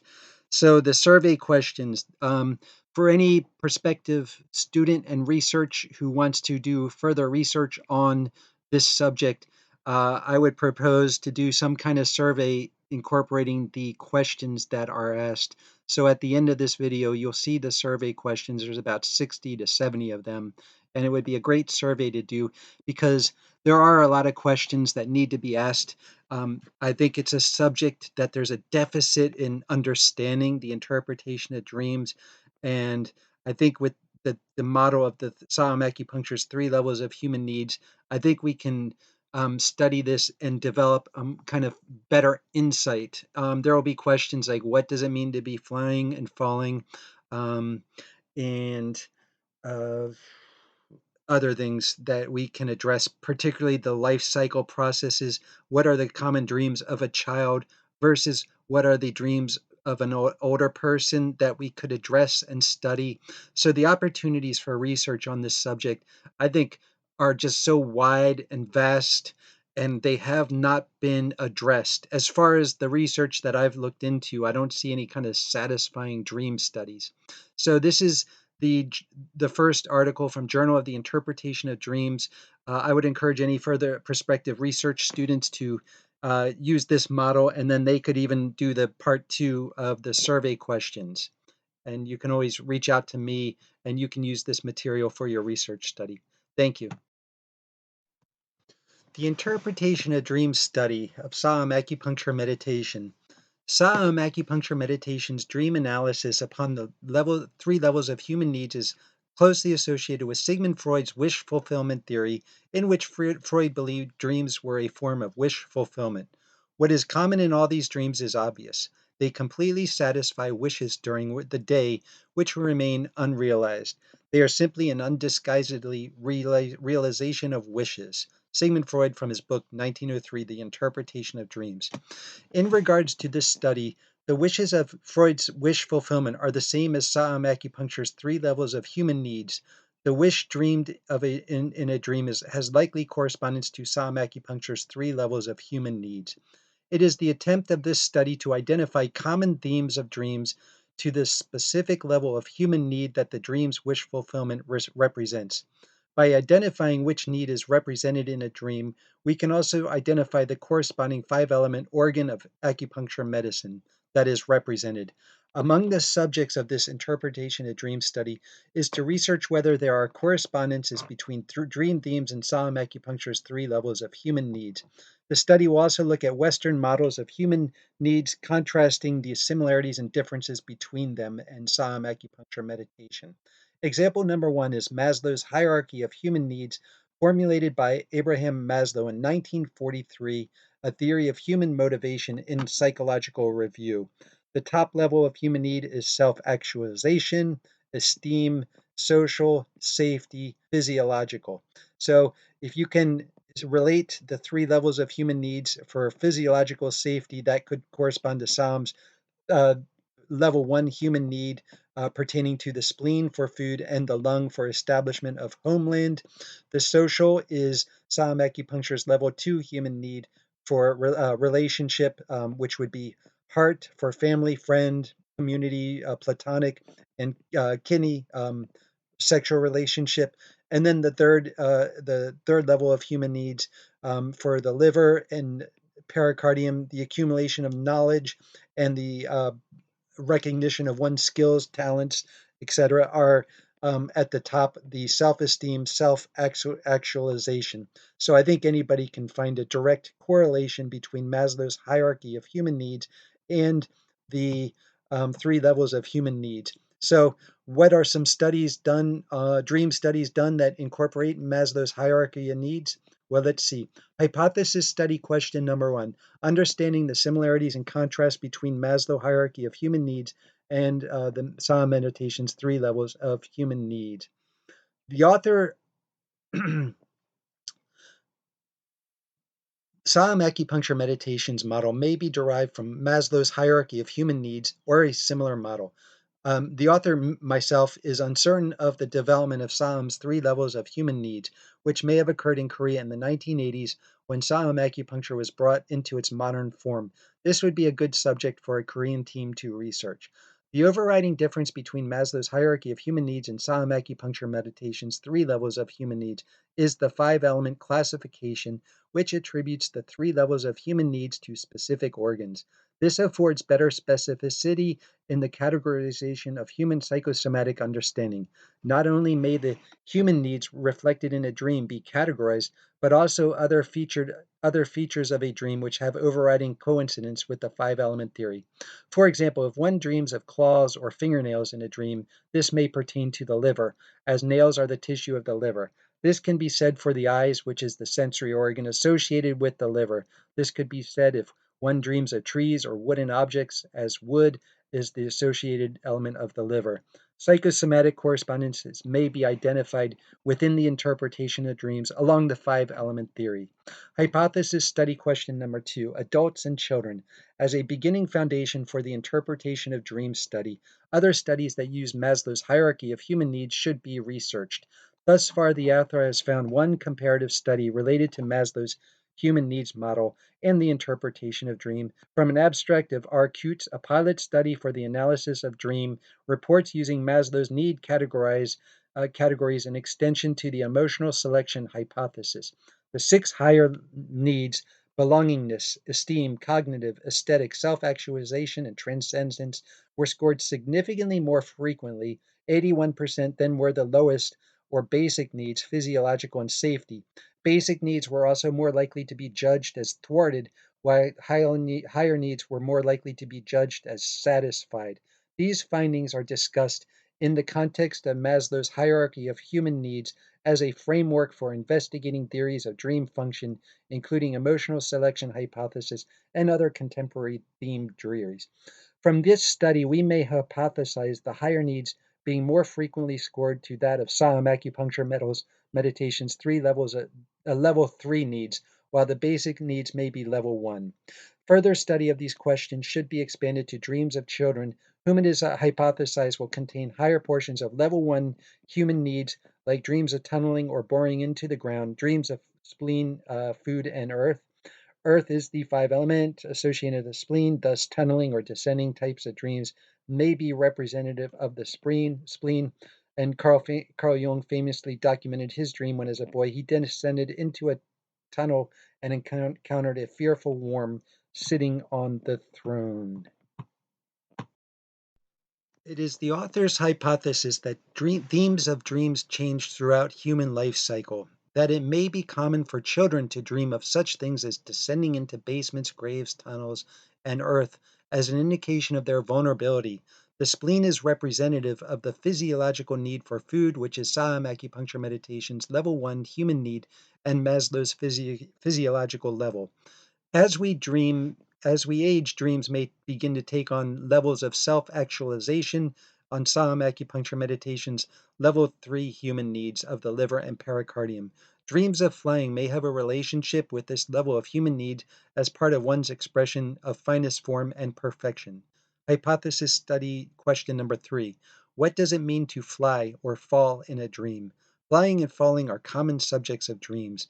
Despite the potential ambiguity of dream themes, it is apparent that certain events or objects are common to dreams. These have been identified in large-scale surveys and through therapist collections, including falling, fire, swimming, being chased or pursued, being nude or inappropriately dressed, and being frozen with fright, among other themes. Indeed, when testing students, themes such as being attacked, falling, or failure-related themes involving school are commonly reported by approximately 3 to 4 out of 5 students. So that's a pericardium need. Going back when testing students, themes of failure-related themes involving school. So that's a pericardium level 3 need. 3 to 4 out of 5 students have this level 3 human need related to the pericardium and knowledge. This was a study published by the company Amerisleep, and it's called the Amerisleep Survey. They did a survey and they found that falling was the most common theme of dreams, which was 53.5%. So falling, I have to question whether this also means, well, no, it doesn't mean flying.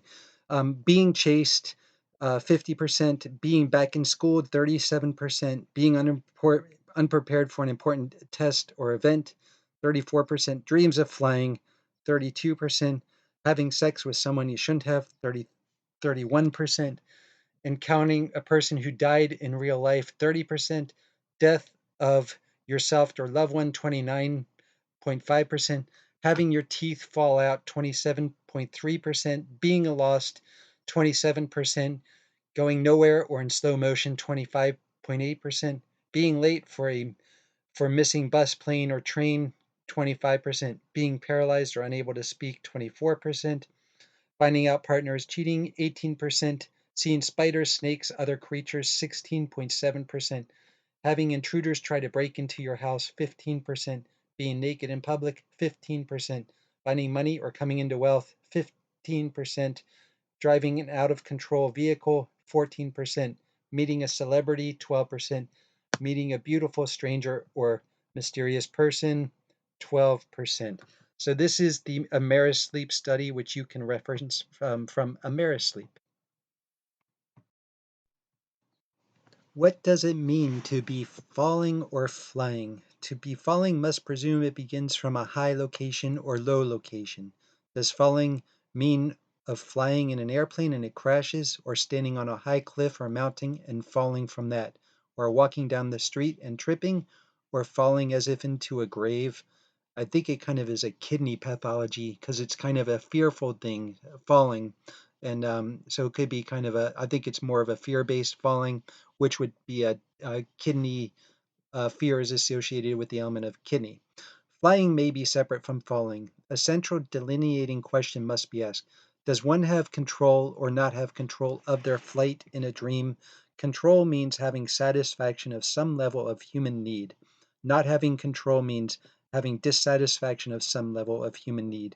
Dreams of flying or water turbulence may reflect one's level of control over their life situation. Hypothesis question number 4. Does water turbulence reflect kidneys and potential PTSD or traumatic incidents? Is water turbulence or danger reflected differently through different life cycles? Water is the most common subject in dreams. This study will try to delineate different levels of water turbulence in dreams, from dangerous turbulence to calm, peaceful waters. It is hypothesized that dangerous water turbulence reflects immaturity and no development within the 3 levels of human needs. Water turbulence, attacks by others, or dangerous wild animals may also reflect PTSD or traumatic incidents in a person's life. These would reflect kidney energetic aspects of emotions of fear, which harbor in the kidneys and consciousness. Kidney and kidney essence dominate the life cycle of a person, which may reflect turbulence or danger in different life cycles. Hypothesis study question number 5. Are there psychosomatic implications to the quality of dreams? How do dreams of those who consider themselves in good health can be compared to those considered not in good health? There are correspondence identified between identified organ system illnesses and dreams. Are there seasonal implications in dreams? Are dream narratives and human needs reflected through the 5-element associations with the changing of the seasons? These are the survey questions that would, in my opinion, make a great subject for research into the interpretation of dreams. With the hypothesis questions asked, the life cycles and the themes, I think there's just so many endless varieties of possibilities in understanding the interpretation of dreams. And by asking these questions intuitively within yourself, you can answer them, especially when you interpret your own dreams. You can wake and think of these questions and you can apply them to the 3 levels of human needs. So, on one level, it's like a subjective, you can understand this yourself, but we need to be objective in the research study. So, these are the questions of the survey that you're welcome to use this, any student of this subject. Now, just to understand, at the end of each question, there may be what's called a Likert scale templates. The Likert scale template asks kind of like, for instance, Likert A is the answer, how often do you fly in your dreams? And the Likert scale template A is frequently, often, sometimes, rarely, never. The B is how comfortable are you with your material possessions? Likert scale B would be satisfied, neither satisfied or dissatisfied. How often do you dream of flying in a dream? Likert scale C is never, 1 to 2 times, 3 to 5 times, 6 or more times. Likert scale, do you dream of having sex in a dream? Yes or no? That's D. Likert scale template E, how is the theme of water in your dream? And the answers would be E, dangerous or turbulent, calm, fun, or pleasant, Neither. How about dreams of wild animals in your dreams? Likert scale F is dangerous and life-threatening, loving and pleasant, frustrating. Would you consider yourself satisfied with your level 3 needs of human accomplishments? Good, very good, good, bad, very bad. Likert scale H is number. Answer A is 1 to 7, 8 to 15, 16 to 24, 25 to 35 and over. And then there's the VAS scale for regarding psychosomatic. How bad is your pain, and so forth. So with these questions, I think it's a good basis for just further study of the accumulation, interpretation of dreams, which I think, in my opinion, there's not much material out there. And this is actually a very awesome opportunity for people to study and research the interpretation of dreams. This concludes Saam Acupuncture Meditation, the complete course. I hope you have been able to internalize all these ideas with meditation on the Saam Acupuncture points and channels, the ability to apply using holographic imaging and Dr. Richard Tan's balance method to any specific part of your body. I hope you've been able to self-identify when PTSD affects you and you can use this kidney Sanjiao treatment. I hope you've been able to identify when you're affected by Dr. John Sarno's unconscious rage and you know to use the heart gallbladder B+ technique. So these are all the meditations. I hope when you wake from a dream that you can interpret your dream according to the 3 levels of human needs, and then furthermore be able to meditate on the dream and therefore act on your dream to bring you to further self-fulfillment of your life's purpose and life's being. So thank you so much for following along, and all these materials have been presented are in my books. The first book was Medical Meditation, and then the other books presented were the interpretation of dreams, Saam Meditation, the interpretation of dreams, the structures of knowledge, organ-centered consciousness, and then the final book was in Journal, the interpretation of dreams study. As an acupuncture practitioner, I hope you can incorporate these techniques into your clinic. You can identify them and apply them to the patients that you see, but I want you to apply them to yourself as well in meditation. That's the great challenge of this whole series is, can you feel chi? Can you meditate on chi? Can you meditate on the acupuncture point prescriptions of Saam Acupuncture? So that's the great challenge of this whole course. It's an amazing, remarkable experience and journey. So good luck, and I wish you all the best. Thank you so much. I'm Dr. Evan Mahoney.